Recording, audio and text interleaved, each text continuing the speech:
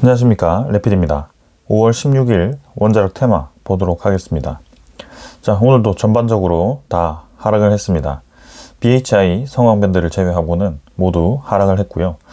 일단 전체 시장이 크게 하락을 했기 때문에 오늘 크게 개별적인 분석이 필요는 없어 보입니다.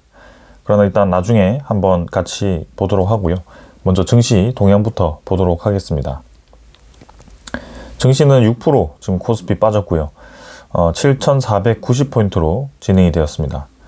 8,000포인트를 도달한 지 얼마 되지 않아서 하락에 대한 신호가 좀 나왔었는데요. 그것을 또 한번 떨어뜨리면서 이렇게 하락으로 진행이 되었습니다.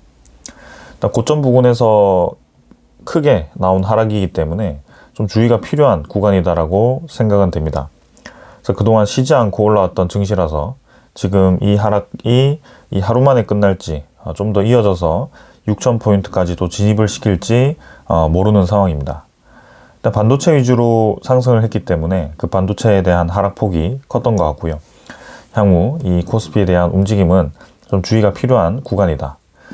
특히 외국인 투자자는 또 6조 3천억을 매도를 하면서 금요일 쪽에 또 많은 매도가 집중되었습니다. 기관 투자자는 2조를 매도를 했습니다. 금융 투자도 1조 2천억을 매도하면서 지금 기관 투자자도 모두 매도를 했습니다. 그래서 외국인 투자자 계속 지금 최근에 많은 매도를 하고 있고요. 35조 가까이를 이탈했고, 기관 투자자는 거의 보합 수준, 개인 투자자만 지금 고점에서 매수를 해주고 있는 상황입니다. 120일 기준으로는 이제 100조를 돌파했습니다. 외국인 투자자는 100조 이상을 던졌고요. 개인 투자자는 61조를 받아줬습니다. 이런 추세 자체가 코스피의 고점에서 개인 투자자가 다 매수를 하고 있다라고 볼 수 있기 때문에 이제 뭔가 증시에 대한 분위기가 좋지 않았을 때 상당히 이제 개인 투자자들이 곤욕을 받을 수 있는 그런 상황으로 가고 있다. 그래서 적어도 이 영상을 보시는 분들이라면 이러한 추세를 좀 알고 투자를 하시고요. 현재 이 상황이 결코 이 계속 상승장이 이어갈 수 있는 상황이다라고 확신만 하지 마시고 반대에 대한 상황도 생각하시면서 좀 안정적으로 운용을 하시기를 바라겠습니다. 코스닥은 5%까지 빠졌고요. 1130포인트까지 밀렸습니다. 그래서 지금 코스닥은 좀 올라갈만 했는데 눌러졌습니다. 그래서 증시가 눌러지니까 어쩔 수 없이 눌러졌고요. 사실 코스피는 오를 만큼 올랐다라고 좀 보고 코스닥에 대한 기대감이 좀 컸거든요. 그래서 3,000포인트까지 이제 목표치를 제시했기 때문에 좀 이제 이런 리스크가 끝나면 코스닥에 대한 힘을 좀 주지 않을까라는 기대감이 좀 있었습니다. 근데 현재는 이제 이 리스크가 해소되지 않고 다시 좀 재발화되는 상황이고, 인플레이션이라는 또 새로운 변수가 등장함으로써 코스닥에 대한 이 리스크가 또 커지고 있는 상황이거든요. 그래서 이 3,000포인트에 대한 목표치는 변화하진 않겠지만 일단 시장에 대한 안정성이 먼저 확보되고 난 뒤에 좀 움직임이 나오지 않을까. 이것도 단기간에는 좀 조정이 이어질 수 있기 때문에 주의가 필요한 상황입니다.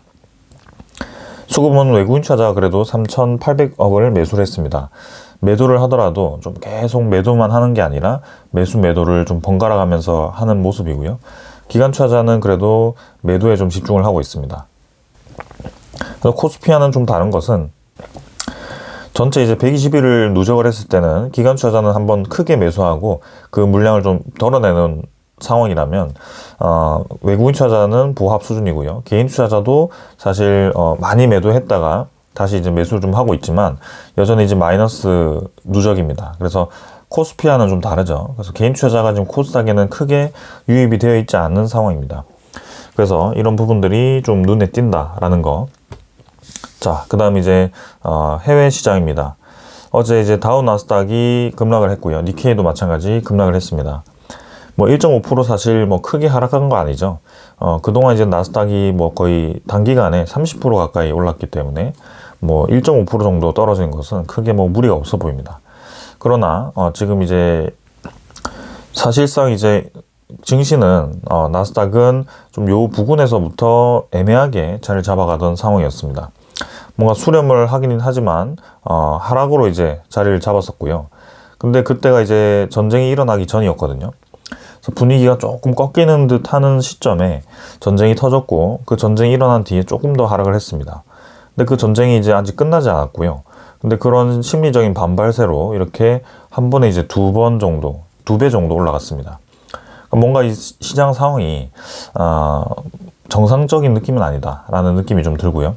일단 빅테크 실적이 좋아서 그런 힘으로 좀 올라갔다라고는 생각 들지만 올라가는 상승폭이 너무나 가파르고 빠르다. 그러니까 이런 전쟁에 대한 종전, 그런 기대감, 그 다음에 이런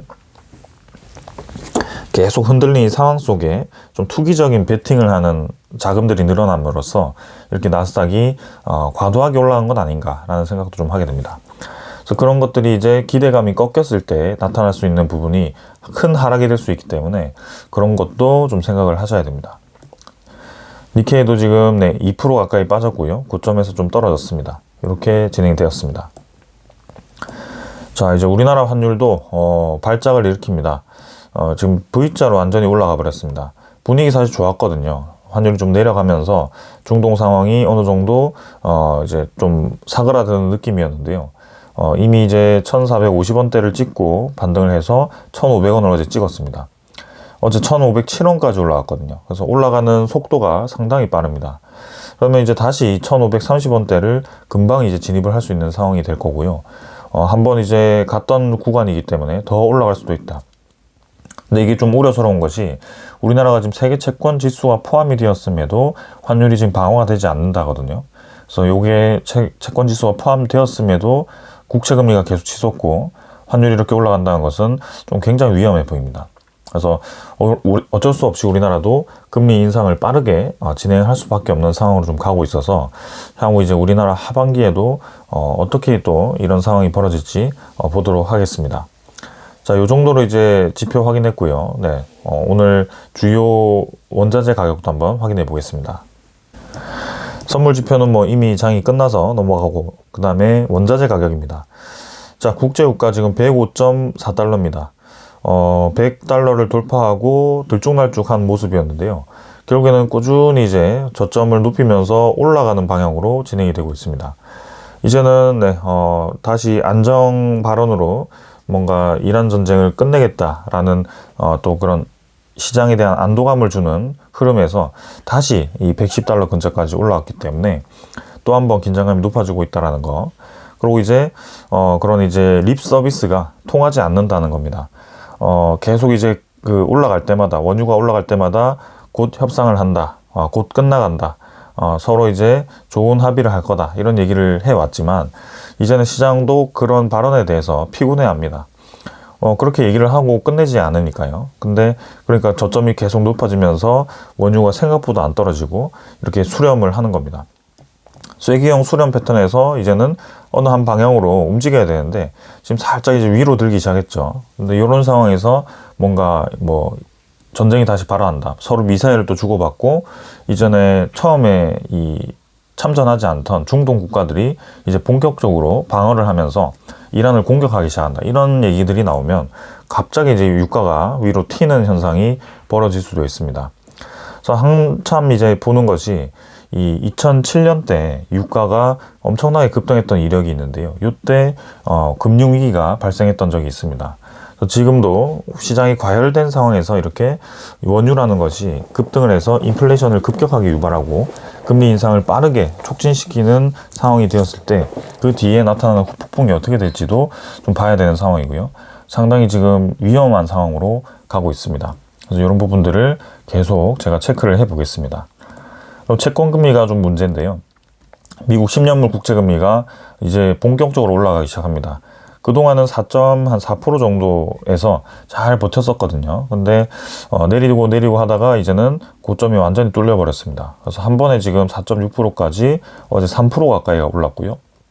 연중치로 보면 이제 1년으로 봤을 때 가장 높은 수치고, 이전에 한참 이 미국과 중국이 무역 전쟁으로 신경전을 벌일 때 그때 이제 올라갔던 만큼 올라갔습니다. 여기 이제 4.8%, 5%까지 이제 올라가면 미국의 채권도 이 투기 매도가 나올 수 있습니다. 그러니까 채권을 이제 담보로 가진 신용 자금들이 흔들린다라는 거고요. 채권 가격도 지금 보시면 바닥이 깨지기 직전이거든요. 그래서 채권에 대한 신뢰도가 떨어진다. 그러니까 미국의 채권 신뢰도가 떨어진다는 것은 달러도 이제 뭔가 애매해지는 거고 미국의 패권 자체도 흔들릴 수 있겠지만 그것을 안전자산으로 믿고 있던 은행이라든지 기업들이 문제가 생길 수 있습니다. 지금 다 뭘 하고 있죠? AI에 투자를 하고 있습니다. 뭘 가지고 투자를 하고 있냐? 신용담보로 투자를 할 텐데 그 신용담보에 많은 물량들이 미국의 채권일 가능성이 있기 때문에 이런 부분들도 주의해서 계속 체크를 해야 됩니다. 10년물 뿐만이 아니라 30년물도 5%를 돌파를 했습니다. 이미 거의 이제 최고점을 돌파하기 직전이거든요. 그래서 미국 10년물 넘어서 이제 30년물이 5%다. 매년 5%씩 이자를 지급해야 되는 채권을 발행한다는 겁니다. 미국의 국가 부채가 더 늘어날 수밖에 없는 상황이겠죠. 점점 이런 상황이 가면 이 굴레가, 부채 굴레가 결국에는 한 번은 터질 수밖에 없는 상황으로 가고 있다라고 볼 수 있고요. AI가 엄청나게 빠르게 성장해서 그 부채를 메워주지 못한다면 지금은 위험하다라는 겁니다. 그리고 한국 10년물도 심상치 않죠. 4.25% 계속 올라갑니다.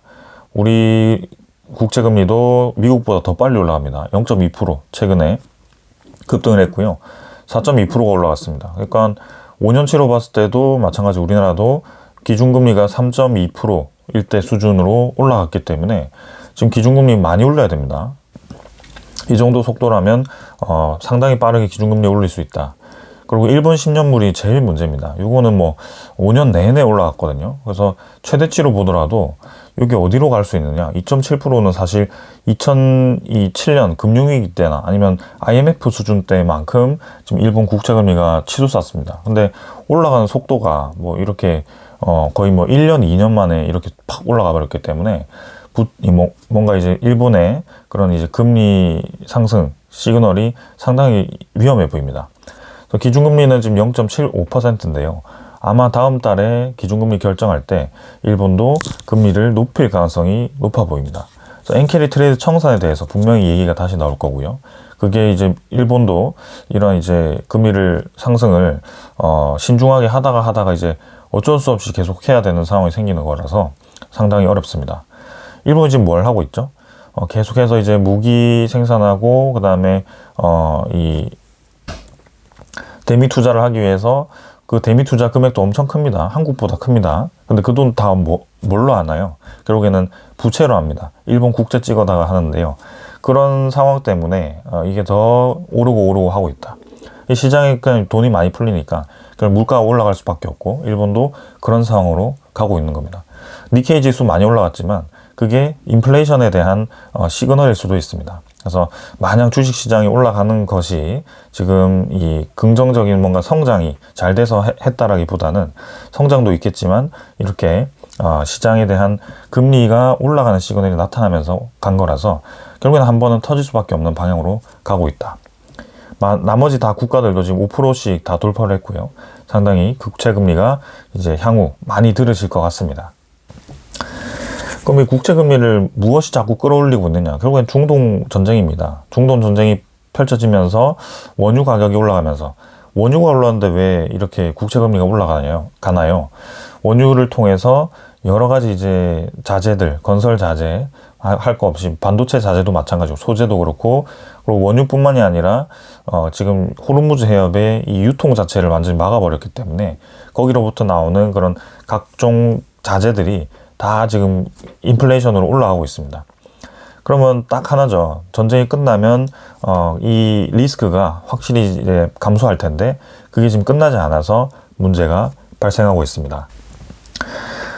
자, 그래서 트럼프 대통령이 지금 이제 중국에 가서 중국과도 이제 논의를 좀 한 것 같은데요. 근데 이란이 이제 20년 동안 핵 중단을 동의하면 협의는 가능하다라고 어느 정도 이제 열리기는 했습니다. 그래서 완전히 제거하는 건 아니다라고 얘기는 했는데요.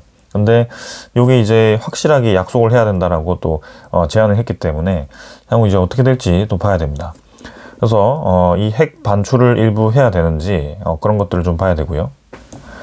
그리고 이란 외무부는 계속 이제 미국이 대화하자라고 또 이제 이렇게 얘기를 하지만 미국은 절대 못 믿는다라고 얘기를 하면서 계속 이제 그런 얘기를 하고 있습니다. 그래서 호르무즈 해협에서 어제도 인도 선박이 하나 침몰을 했죠. 그래서 계속 강경 대응을 하고 있는 상황이고요. 이번에는 좀 더 강경하게 트럼프를 암살하면 870억을 주겠다라고 이란 의회에서 초강경 법안을 또 검토를 하고 있다라고 합니다. 참 이게 이 흘러가는 방향이 좀 너무 극단적으로 가고 있어서 많이 우려스럽고요.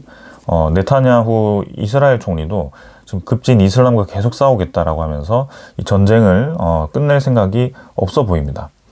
그러면서 지금 이제 베센트 장관 같은 경우는 이란의 이제 경제 제재를 통해서 빠르게 이 전쟁을 끝내려고 유도를 하고 있는데요. 원유 생산에 대한 중단 조짐이 보인다. 그러니까 경제적 타격을 받으면 이제 미국의 봉쇄 효과가 나오고 협상을 시도할 거다라고 이제 보고 있는 건데요. 향후 이런 부분들도 좀 보겠습니다. 그러나 좀 계속 이제 원유를 일부 방출을 하는 듯한 모습이 나오죠. 기름기가 주기적으로 나오고 있고, 네, 끝까지 버티겠다라는 그런 모습도 좀 보이고 있기 때문에 좀 주의를 해 보겠습니다. 그리고 이 시진핑 주석과 트럼프 대통령이 합의를 하기를 이란의 이제 호르무즈 해협에 대한 통제는 원하지 않는다. 그리고 핵 가지는 것도 원하지 않는다라고 했지만 무기도 공급하지 않는다고 했습니다. 그러나 이란의 원유는 계속 수입하겠다라고 얘기했습니다.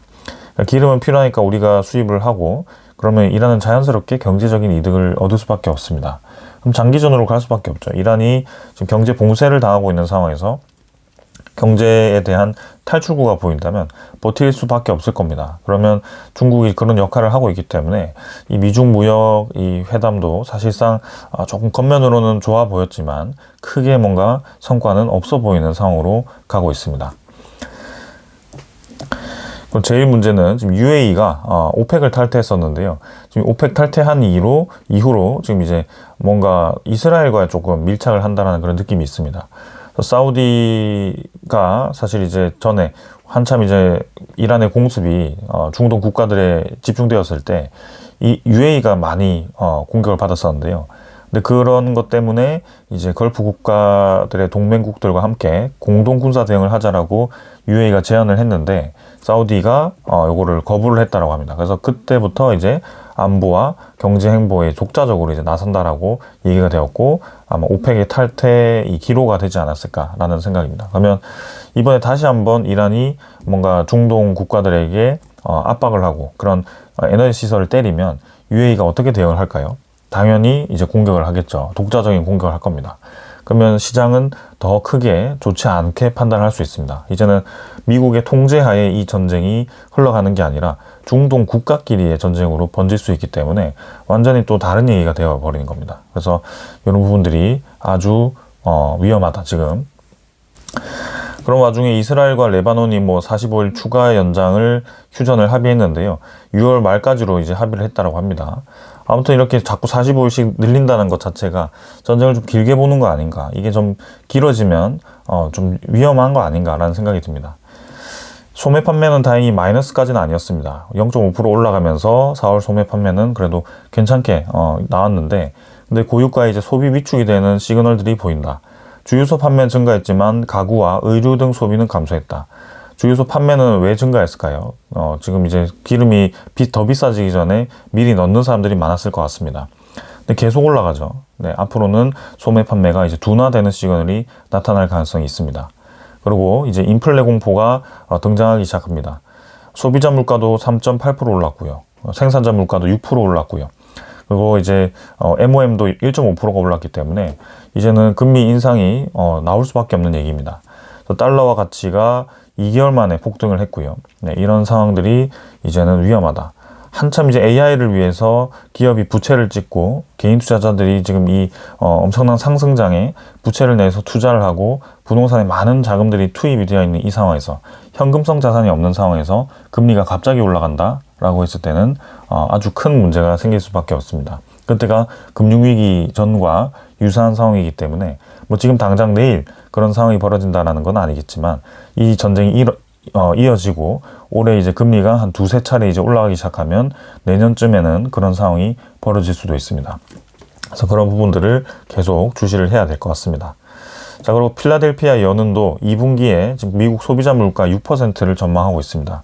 우리 소비자 물가 3.8%였거든요. 근데 그 올라간 폭이 빨랐고 2분기라고 한다면 이제 6월 정도, 6월이니까 이제 한 다음 달, 다다음 달에 발표되는 경제 지표겠네요. 7월쯤에는 이제 이 6%의 CPI가 등장할 수도 있습니다. 그만큼 지금 이 상황이 급박하게 돌아가고 있다. 자, 이렇게 진행이 되고 있습니다. 자, 올해 분명히 분위기 좋았는데요. 근데 한 방에 이 분위기가 꺾이기 시작합니다. 전쟁이 좀 끝나지 않으면 지금 올해는 정말 주식 투자를 접어야 되나 싶을 정도까지 시장이 좀 리스크가 커지고 있는 상황이고요.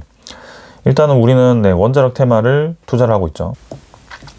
이 원자력 테마도 결국에는 건설 자재가 올라가고 AI에 대한 성장성이 축소되고 하면 사실 떨어질 수밖에 없습니다. 그래서 단기간에는 계속 이제 신규 진입은 하지 말라라고 말씀드렸고요. 장기 투자자 입장에서 끌고 가시는 분들만 가지고 가시고, 이 2020년대 후반, 30년대 초반 요쯤에 이제 등장하는 SMR에 대한 전성기를 좀 기대하고 계신 분들은 계속 끌고 가셔도 됩니다.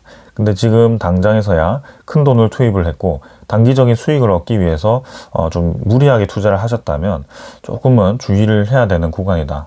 조금이라기보다는 많이 주의를 해야 되는 구간이다라고 좀 말씀을 드리고 싶습니다. 자, 이렇게 하고 한 번씩 또 보도록 하겠습니다. 뭐 큰 의미 없습니다. 지금 뭐 증시가 내려가는 대로 내려가고 있어서요. 11만 원으로 두산에너빌리티 5%까지 빠졌고요. 그동안 이제 상승했던 거 다 반납을 해버렸습니다. 그래서 일단 핑퐁으로 올라갔다 내려갔다를 반복을 하고 있는 상황이라서 뭐 다시 61선 찍고 올라간다라고 단순하게 얘기를 할 수가 없습니다. 원래라면 이제 이런 전쟁 상황이 없었다면 조정이 끝나고 이제 반등할 수 있는 구간이다라고 말씀드릴 수 있겠지만 전쟁이 더 격화된다면 121선도 깰 수 있는 상황이거든요. 그래서 이런 이 하락을 견딜 수 있는 분들은 장기 투자자, 오래전부터 이 두산에너빌리티를 끌고 오시던 분들만 버틸 수 있습니다. 그래서 투자를 계속 이어가시면 될 것 같고요. 만약에라도 단기적으로 들어왔다라고 한다면 주의가 필요하다. 일단 수급은 크게 매도가 없었습니다. 매도가 없지만 주가는 많이 떨어진다. 그럼 이 상황이 끝나면 빨리 올라갈 수도 있겠죠. 그래서 중동 상황이 끝나면 당연히 V자로 올라갈 겁니다. 근데 감히 이제 중동 상황이 끝나냐 끝나지 않냐는 예측할 수가 없습니다. 그렇기 때문에 더 어려운 상황이고요. 상황은 사실 크게 지금 개선될 여지는 보이지는 않습니다. 그래서 그 부분을 주의해야 된다. 현대건설도 지금 이제 올라가다가 옵션 만기 끝나고 급격하게 떨어졌습니다. 재건에 대한 테마 기대감이 꺾였기 때문이고요. 인플레이션으로 인해서 건설 자재가 비싸지기 때문에 수익성이 떨어질 것으로 또 생각이 되는 구간이죠. 그래서 만약에 높이 들어가신 분들이라면 지금 정도에 좀 이제 이 정리를 좀 하는 것도 좋아 보입니다. 우리가 목표치는 20만원, 30만원 더 올라갈 것으로 보았지만 이렇게 인플레이션이 빨리 오고 전쟁 상황이 길어질 거라고는 예상이 없던 상황이었기 때문에 그게 계속 지속된다면 현대건설은 계속 빠질 수밖에 없는 상황이거든요. 그래서 리스크가 있는 분들이라면 일부 정리를 하시는 게 좋아 보입니다. 전에부터 이제 좀 가지고 계신 분들은 계속 투자는 가능합니다만 확실히 이제 이번에 추세가 꺾이고 나면 꽤나 주가가 빠져서 진행이 될 가능성이 있습니다. 수급은 외국인 투자자 15만 주, 기관 투자자 10만 주 매도했고요. 양매도 진행이 되었습니다. 한전기술은 5.5% 빠졌고요. 마찬가지입니다. 대미 투자에 대한 기대감이 좀 유효한 가운데 일단 시장이 내려가는 대로 눌러져 버렸고요. 지금 외국인 투자자, 기관 투자자, 특히 기관 투자자가 87,000주 매도하면서 많은 매도를 하고 있습니다. S&T에너지도 비슷합니다. 윗골이 아주 크게 달고 완전히 절반 가까이를 빼버렸기 때문에 아주 지금 큰 손실을 볼 수 있는 구간이다. 외인은 좀 매수했지만 기관 투자자 매도 했고요. 그 다음에 이 BHI도 2,700원 오히려 반등했습니다만 역대급 실적을 찍고도 이렇게 반등을 한 겁니다. 그래서 BHI도 사실 실적에 대한 기대감으로 선방을 했지만 향후 추가적인 증시 하락이 나온다면 떨어질 수 있는 구간입니다. 외인이 이제 또 매도를 계속하고 있고요. 외인 기관이 사실 최근에 매수를 별로 하지 않고 있습니다. 태용도 마찬가지죠. 41,700원으로 고점 대비해서 지금 거의 40%까지 빠진 상황이고요. 이것도 결국에는 121선 찍으러 가지만 드라마틱하게 120에서 딱 찍고 올라가기는 아무도 모릅니다. 중동 상황이 정리가 되면 좋을 건데요. 근데 그렇지 않다. 일단 외인은 뭐 매수를 합니다만 최근에 매수하고 매도를 반복하고 있고, 기관 투자자도 9만 1000주 매도하면서 빠지고 있습니다. 우진도 8%까지 지금 빠지면서 121선을 이탈시켜버렸고요. 네, 이런 부분들이 좀 리스크가 크죠. 외국인 투자자도 13만 주 매도했고요. 보성 파워텍도 이제는 상승분 다 반납하고 윗꼬리 달고 쭉 빠져버렸습니다. 외인 투자자 지금 8만 8천 주 매수했지만 그게 지금 움직임 없고요. 우리 기술도 지금 17,000원까지 빠졌습니다. 6%까지 빠졌고요.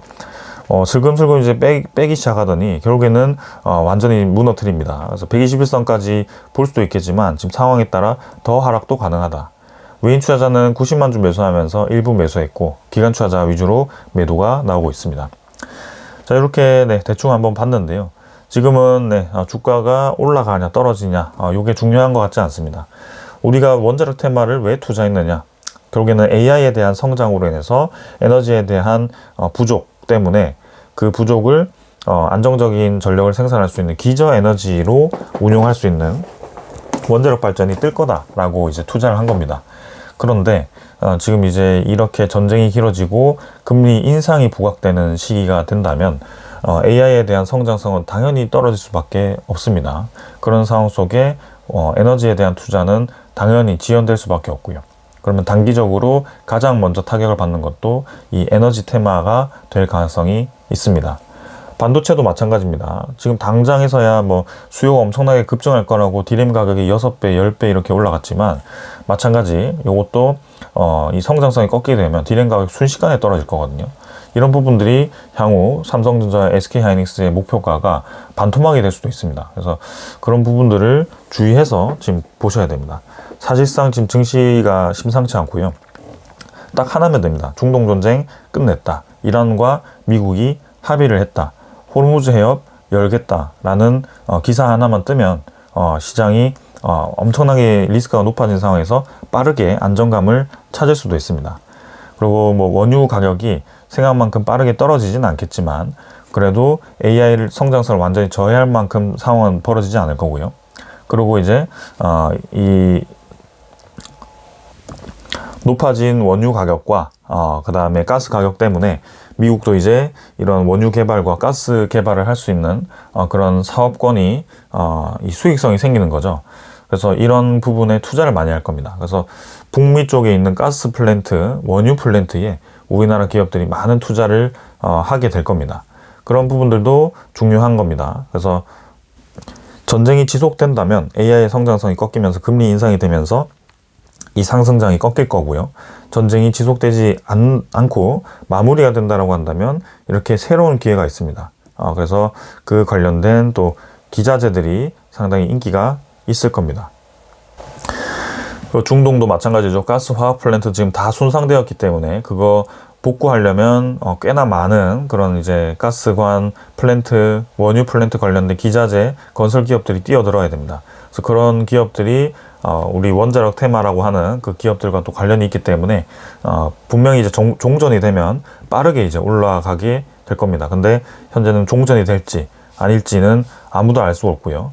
상황이 애매하게 흘러가기 때문에 안정적으로 투자하자라고 계속 말씀을 드린 겁니다.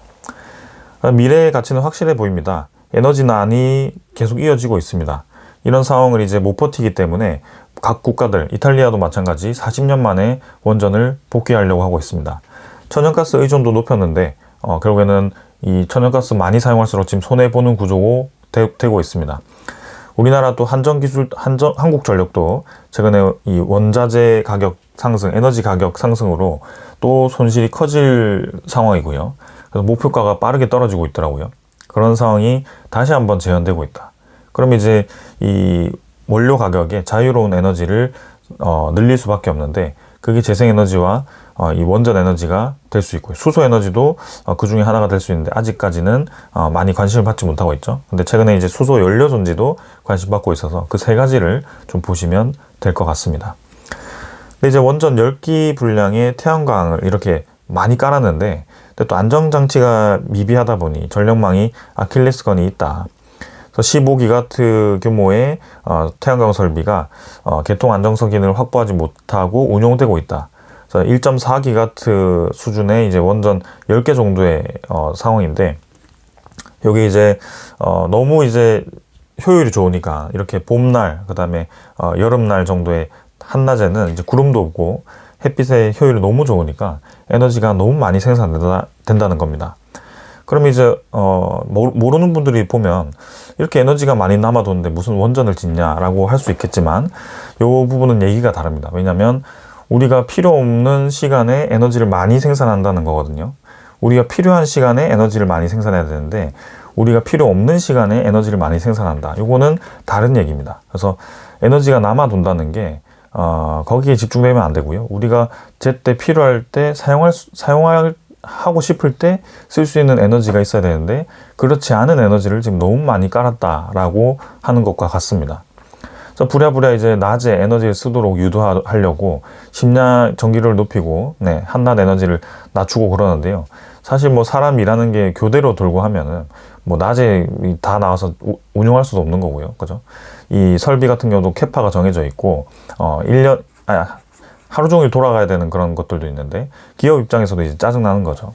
그래서 그런 상황이 벌어지고 있어서 이 원자력 에너지라든지 이 기저 에너지원으로서의 투자는 계속 이어질 수밖에 없다라고 생각됩니다. 그래서 재생에너지 100%는 불가능하다라는 거고요. 그래서 제가 말씀드린 거는 종전이 되면 이제 원자력 에너지가 주목받으면서 가스, 그다음에 원유 플랜트가 또 재건이 뜨면서 관련된 종목들이 크게 올라갈 수 있다. 데이터 센터도 근데 문제긴 합니다. 지금 원전보다 더 싫다. 그래서 미국의 주민들이 71%가 반발을 하고 있는데 전기료도 높아지고 이제 냉각수 필요해서 물도 끌어다 쓰고 하니까 이런 부분들이 이제 향후 계속 이 반발이 나오고 있습니다. 그래서 데이터 센터도 이제는 아예 독립적으로 운용이 필요한 상황이고요.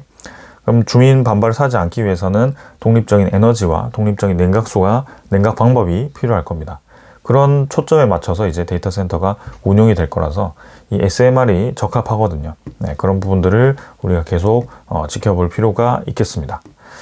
자, 오늘 이 정도로 준비를 했습니다. 그래서 뭐 사실 원자력 에너지 6월 달에 이제 대미 투자 발표와 함께 또 기대감을 생각을 했는데요.